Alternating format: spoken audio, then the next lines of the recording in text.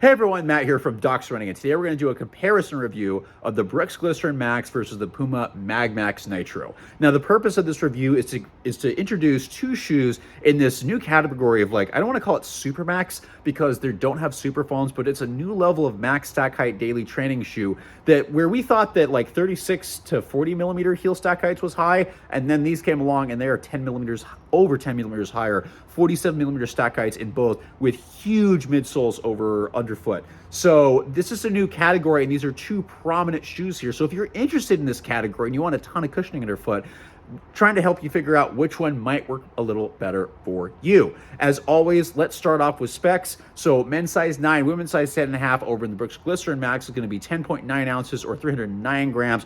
Over in the Puma MagMax Nitro is going to be 10.3 ounces or 292 grams. Heel stack height is going to be exactly the same with 47 millimeters in the heel on both. In the Glycerin Max, it's going to be 41 millimeters in the forefoot for a 6 millimeter drop. And in the Puma MagMax Nitro, it's going to be 39 millimeters in the heel, or the forefoot, sorry, for a 8 millimeter drop. Although it actually feels much higher because, as you can see, there's a big chunky heel back here. And so while there is a bevel, there is a lot of posterior flare. So this makes the Puma MagMax Nitro's heel just a little bit clunky and makes landing a little farther forward a little bit better. So it's interesting that Andrew and I both reviewed these shoes. She liked this one better. I like the Glycerin Max just a little bit better, and that's probably because the Glycerin Max actually has a halfway decent heel bevel this time. This piece right here breaks in really nicely, and so you have this better heel transition. So rear foot strikers might like the Brooks shoe more. Those who land a little farther forward might like Puma a little bit more. Both the foams are actually really well cushioned, but not mushy. I will give the nod to Glycerin Max. It is just a teeny bit softer than the Nitro foam. In the heel, in the forefoot, they're actually fairly comparable between the two because Brooks is using a new foam called DNA Tune. Not a new foam. It's a new variation called DNA Tune where there's slightly softer heel, relatively slightly firmer forefoot that transitions really nicely. But they are different in the fact that the Puma shoe transitions much smoother. They have no flexibility. It's too tall to have any flexibility. The Puma shoe transitions much smoother through the midfoot and forefoot, likely due to the slightly earlier forefoot rocker, whereas the Brooks shoe is fairly stiff in the midfoot and forefoot. It's not something you like. Like for me, I like a stable neutral shoe. I like a shoe that's just a little bit more stiff. That's something that David kind of didn't do as well with this shoe, but Andrew did really, really well with the Puma shoe.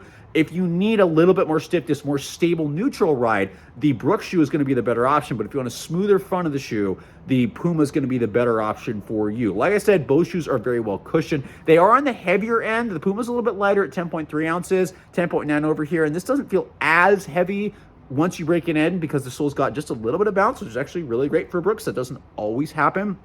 But both of them are meant for daily training. They're going to do very well in long runs. I've used both of them for long runs, and once I get up a little bit on my forefoot in the Puma shoe, it does much better. But long, easy, consistent miles are where these both do really well. They are not as good for trying to do up-tempo stuff. There's a lot of better shoes for that. These are not some of the shoes that's going to work better for faster stuff. You can try strides. It's just not the best option because they're large, they transition slowly, and they're better for recovery and easier efforts.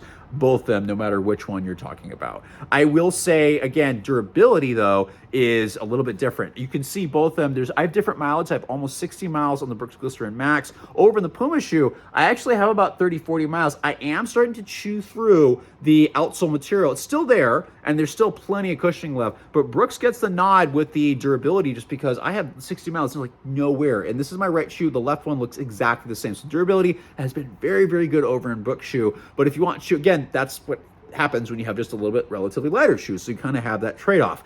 Upper is where things really start to get different, and Puma gets the nod here, where it's lower volume, a little bit more snug, but it is very secure. I did not have to lace lock or tighten up the laces at all. It locks your foot in really well. I did feel like it was almost a half size short just because the toe box was so low initially, but it broke in, fits very true to size if you want it just a teeny bit more snug fit.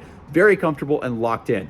Brooks, the upper is a little bit different. While Puma's got a more performance upper, Brooks has a much thicker upper that took a while to break in. It's a wider fit overall, unlike the snugness over in Puma. Wider midfoot, wider forefoot, but the forefoot and transition to this toe box that tapers just a little bit quick and gets a little low volume at the very end. Volume's kind of higher in the Brooks shoe, but it tapers just enough that this shoe, if you are sensitive to your toes hitting the end of the shoe, you're going to want to go a half size up in Brooks. The Puma shoe go true to size. Brooks, you might have to consider a half size up unless you're willing to wait and break the shoe in, and you're gonna have to lace lock this shoe. I gave up on terms of trying to not do that, and initially when I tightened down the laces, there was some pressure on the top of my foot, and I just had to adjust it to just get an optimal fit. Once I did that and the upper has broken in, it has been a little bit better. I do like it. Just the upper is thicker and it just feels a little short because you're sliding forward because there's no gusseting of the tongue in this shoe. So you're gonna have to find alternative ways to really, really secure the upper. Now, if you have a wider foot, this shoe is gonna be a really great option. You still might wanna consider a half size up, but you're gonna have more volume and more width in this shoe. Whereas if it's slightly snugger foot and want something more secure, the Puma shoe is going to be a little bit better option. The heel counter is also fairly stiff in both these, just a teeny bit more flexibility compared to Puma compared to Brooks, but overall, these are both going to have stiff heel counters, so neither one actually bothered me just because there's so much padding, especially in the Brooks shoe here. So those people with Hagler deformities, you might be okay over in the Brooks shoe, you might be okay in Puma.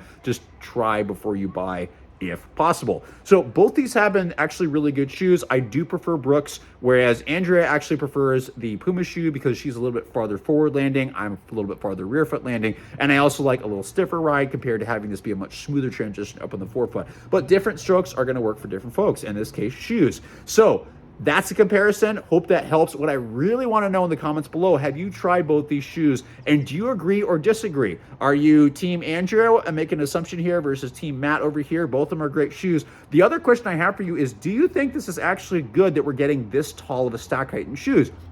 I mean, they're comfortable, they're interesting. I'm not sure yet if this is the best option of going this tall off the ground. I haven't had any issues, but it's made me really crave shoes that are lower stack height. So, and both companies have options in that range. I'm just wondering whether somebody should be training all the time in this kind of shoe or not. We don't have enough evidence yet. This is a brand new area, so please comment below and let me know your thoughts, what you think of these, how you think they compare, and whether you think having this tall of a stack height is a great idea or not.